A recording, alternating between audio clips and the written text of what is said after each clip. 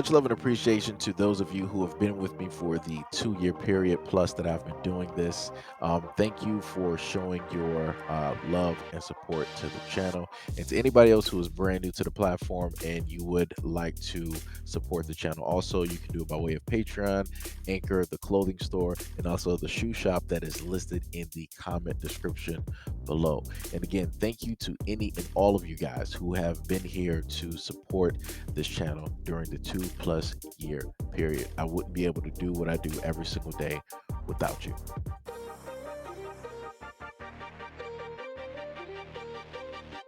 Even Alexander was walking home with groceries after a night shift at an embassy of Qatar, special police officer in 2018, when a taser drawn by Maryland police officers approached him and demanded that he show his credentials.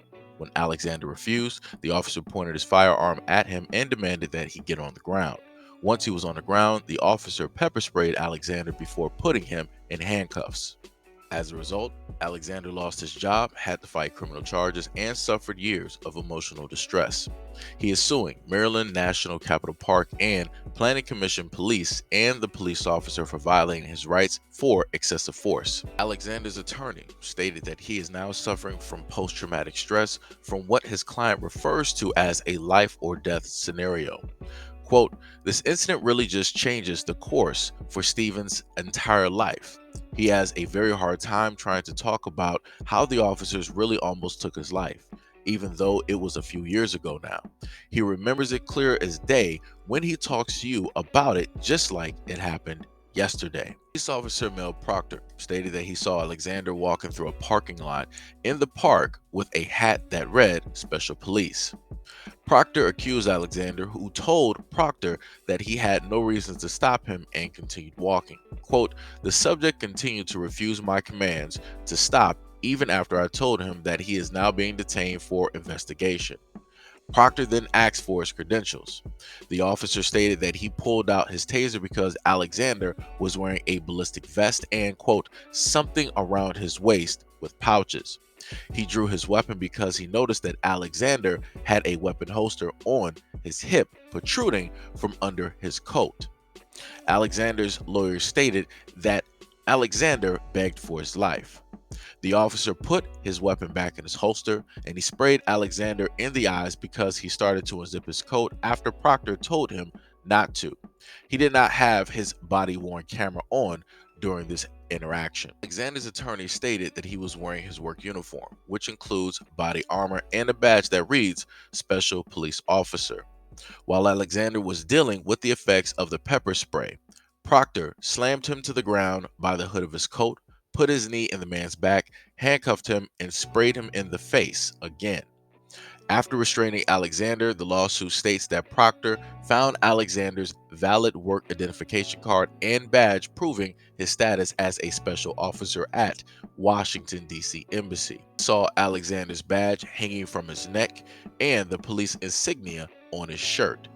Proctor wrote in his report that Alexander had numerous expired and one alleged current special police officer identification cards. Quote, "I attempted to make contact with the person he allegedly worked for only to get voicemails from people other than the name he gave." Alexander was charged with resisting arrest, obstructing a police officer, failure to obey a reasonable and lawful order that a law enforcement officer makes to prevent a disturbance to the public peace, and impersonating a police officer. He spent 10 hours in jail. Alexander's lawyer stated that Proctor went to great lengths to ensure that Alexander was terminated from his job, where she said he had a stellar record for 9 years. Alexander's supervisor told him he could come back when he resolved the case. On May 11th of 2018, Prince George's District Court Judge Brian Barino dropped all of the charges against Alexander and criticized the prosecutor for pursuing the case. Barino stated that there is no one else present during the arrest, so no one was actually disturbed. Barino also noted that even though Alexander did not comply with the orders initially, he never attempted to run and tried to remove or hide the hat. Barino stated that Proctor also testified that Alexander offered to give him the credentials after he asked a couple of times, but the police officer told him it was too late. Quote, on all 4 counts, the court finds that even looking at the light most favorable to the state, which the court is supposed to do at this time, that frankly, Mr. State, don't take this personally. This is not a case that should have even gone forward. This is questionable at best, a lawful stop. Mr. Alexander did nothing wrong other than walking through a park after having worked a full, long, hard day, carrying his belongings from work and carrying his groceries. And a police officer who wasn't following protocol only exacerbated the situation by making it worse. And that was clear from his own testimony. Alexander was never allowed to return to his job.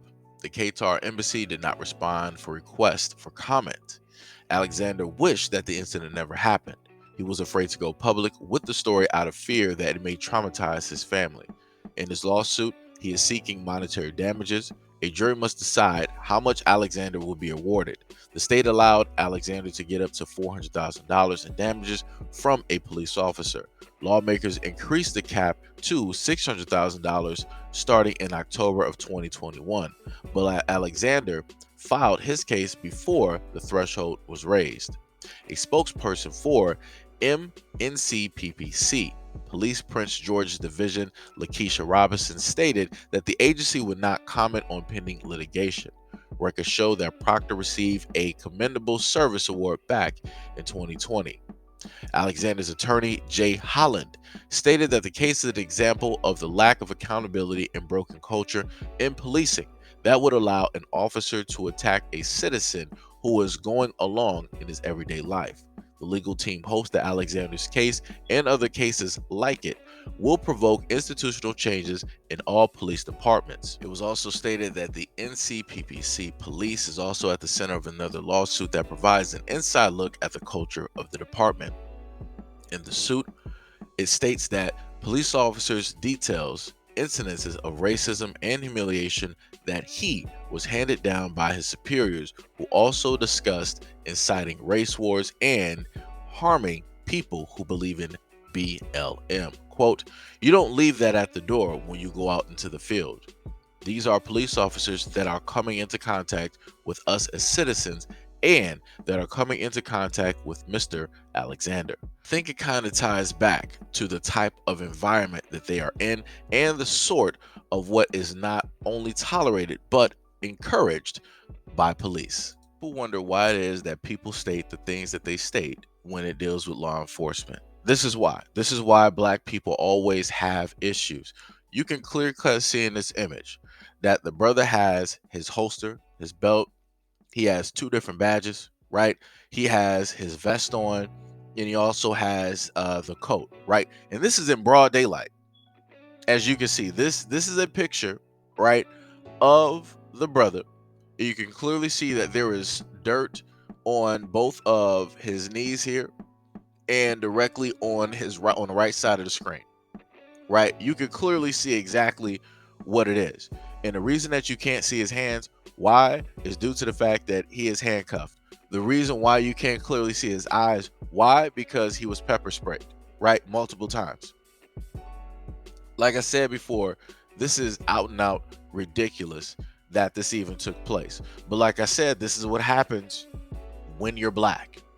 And when you're trying to do the right thing, when you're quote unquote trying to be American and trying to be a law-abiding citizen and all these other things that they state that Black people are, more specifically that Black men are not, right? He's working in a form of law enforcement, right? He had to go through background checks, right? He had his credentials directly on him. Now, within his own right, he felt that, yo, I don't have to sit up there and stop. There's no reason for you to sit up there and stop me. All these other types of things. I feel exactly where it is that he's coming from, because he's like, yo, I do this every single day. I know what my job is. I know where I'm directly coming from. What exactly is the issue here? Realistically, there was no issue. The officer saw something that he thought was something else, right? He thought that he spotted a Black man trying to impersonate an officer when he wasn't, because he is an officer. He had his credentials, and then he wanted to try to backtrack, and he wanted to try to cover up his tracks or any wrongdoing. Oh, let me hurry up and do a background check. Let me sit up there and look at all these cars that he has. Oh, he said that this is the person that hired him, but when I sat up there and called, that the voicemail was somebody vastly different. He's impersonating. He's lying. He's this. He's that. He's resisting. Like, come on now. Come on, and this is why the judge threw that directly out, because it didn't make any sense. This is why the judge told the prosecutor, like, yo, why are you even chasing this?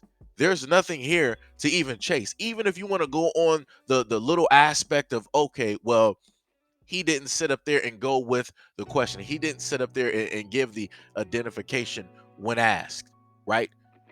He also stated that after, he was asked 2 times, he was going to try to provide his identification because he obviously understood that the officer just wasn't going to drop it.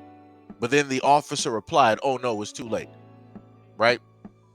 So like I said before, that was coming from the judge, and that was also admitted directly by the cop who arrested this black man by stating that he was impersonating an officer and all these other type of trumped up charges. This is why this got dropped. But at the end of the day, now what it is, this black man has to suffer through PTSD. This black man could have potentially ended up having his life taken, and then that officer would have tried to sit up there and try to lie, try to paint the scene as, oh, I couldn't really see. He was in a blatant stance. He was acting aggressive. He was acting belligerent. He was acting erratic. He was doing some wild Herculean Spider-Man type of movements. I really couldn't keep track. Like, he's going to try to paint this ridiculous narrative in order to try to get off. And he more than likely would have. Just to be honest, he more than likely would have. Because at the end of the day, this wouldn't even have been a story. Why? Because this is a black man who is a cop, and it's another cop who would have done this to this black man. So like I said, they would have made sure that this story would have been directly swept under the rug. I'm going to say this once because I said it possibly before at one point in time or another. To any black men out there that are deciding to be cops, or you want to work in some type of avenue in law enforcement, you better realize that at the end of the day, that is a boys club, and they are not the same color as you. So they're going to make sure to do every single thing that they can to sit up there and protect their own. So you better be very mindful of that when you decide to roll into that club and think that because y'all all wear the same uniform, that it's going to be all equal and everybody's going to be best of friends directly with you. Everybody's going to love you and care about you and look out for you and yada, yada, yada, yada, yada. No, no, no, no, no. Because like I said before, there's a lot of black men right now that are calling out law enforcement, and they have been ostracized and they have been targeted because they are speaking out, quote unquote, against their brothers, right? So now they got a mark on them. So just remember, if you want to try to do the right thing, it's going to be the wrong thing at the end of the day. And when you decide to do that right thing, it ain't going to be nobody there to protect you but you.